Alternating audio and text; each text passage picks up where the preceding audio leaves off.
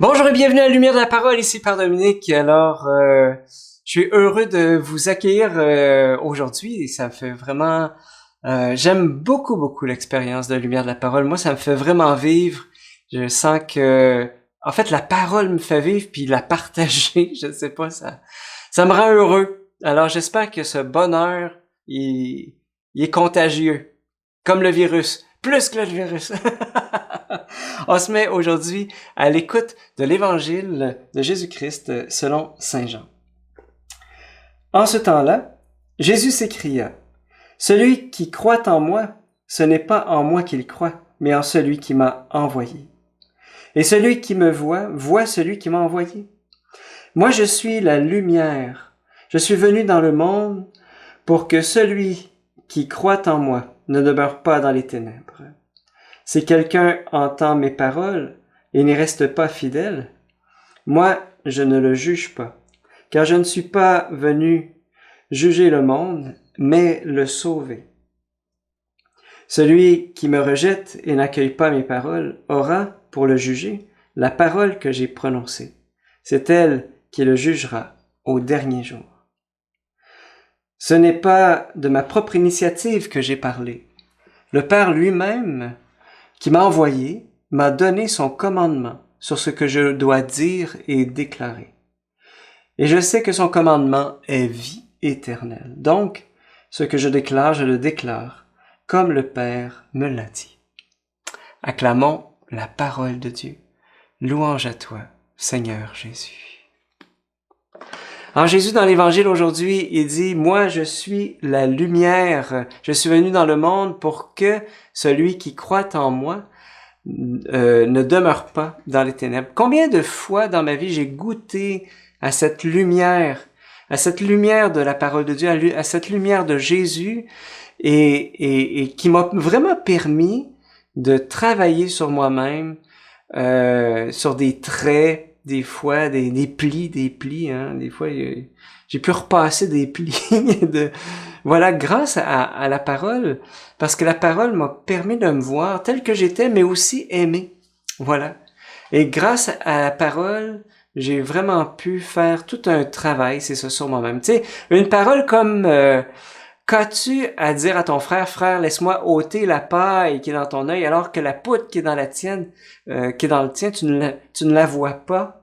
C'est combien de fois c'est la parole de Jésus, au fond, m'a amené à ne pas juger les autres, ou en tout cas, toutes les fois que je pouvais juger les autres, alors que je réalisais en fait que je faisais exactement la même chose, des fois pire. Et combien de fois, ou d'autres fois, j'avais tendance à me taper dessus en voyant mes faiblesses, mes imperfections. Combien de fois j'avais l'impression de toujours retomber dans les mêmes péchés, tu sais.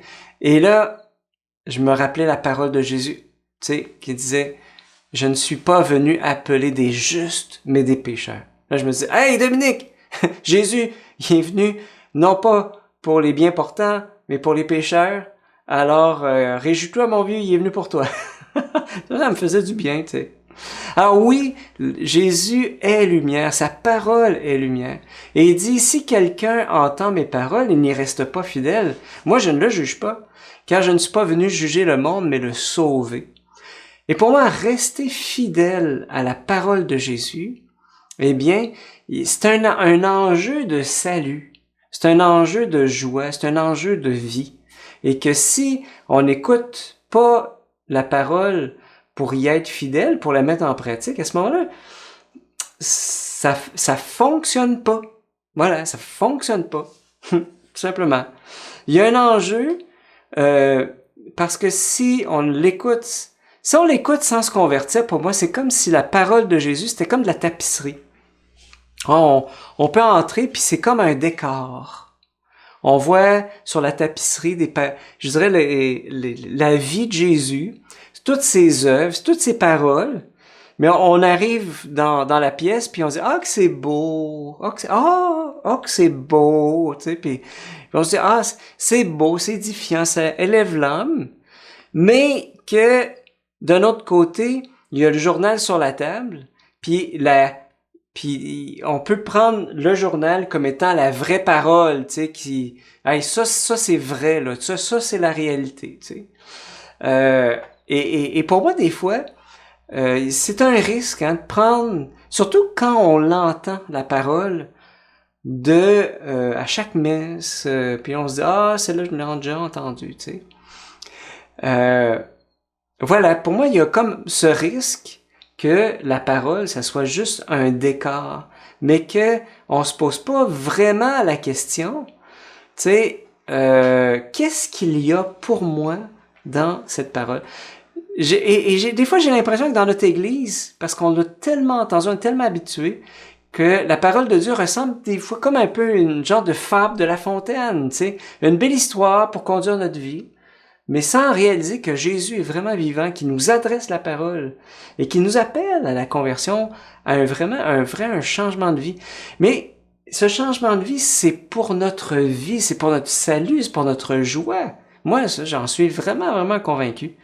Et quand Jésus nous appelle à mettre en pratique sa parole, eh bien, c'est vraiment pour goûter à une différence, vérifier et à constater que quand je mets en pratique la parole, il se passe vraiment quelque chose. C'est du moins ce que j'entends dans cette parole d'aujourd'hui, dans l'Évangile.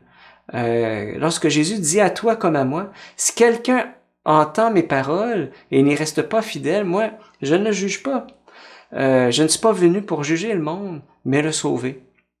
Et ailleurs, en Saint Jean, on lit Jésus qui nous dit, si vous restez fidèles à ma parole, vous serez vraiment mes disciples. Puis, est-ce que c'est pas, au fond, ce qu'on veut, être les disciples de Jésus, être des disciples missionnaires, le suivre, goûter à son amour? Alors, je te pose la question, y a-t-il une parole de Jésus qui te touche particulièrement et dont tu te sens appelé à la mettre en pratique? Voilà, juste se rappeler une parole de Jésus. Et demandons la grâce aujourd'hui de pouvoir mettre en pratique cette parole comme une lumière qui nous éclaire sur notre chemin. Et je demande au Seigneur de vous bénir avec tout son amour, toute sa tendresse. Au nom du Père, du Fils et du Saint-Esprit. Amen.